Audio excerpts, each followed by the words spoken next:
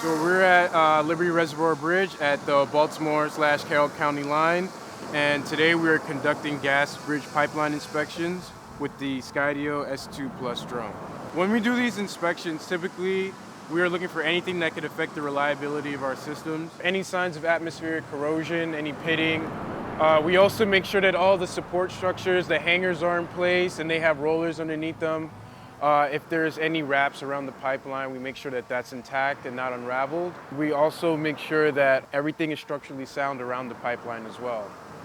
So traditionally, a technician would come out and he would perform a visual inspection of the gas pipeline.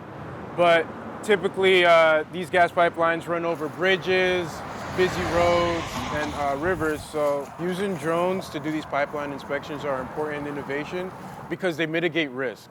So for example, you can see the terrain here is very uneven, a lot of rocks, we have poison ivy, someone could slip and fall. I could stand right there on the bank and conduct this inspection using the Skydio drone. We can get angles that the technician just can't see with just his eyes. We're able to climb, descend, and use our gimbal to get the angles that our inspectors need to look at. This is the Skydio S2 Plus drone. It is known for its amazing obstacle avoidance. It has 6 vision cameras throughout the aircraft.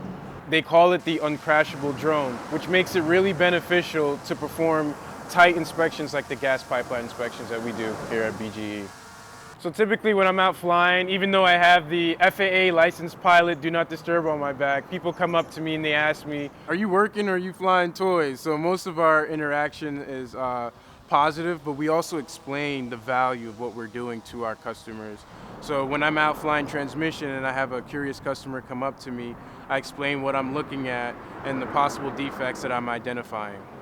Yeah, they think it's awesome. I love what I do, and coming out here every day to fly and to improve BGE's reliability and safety means a lot to me.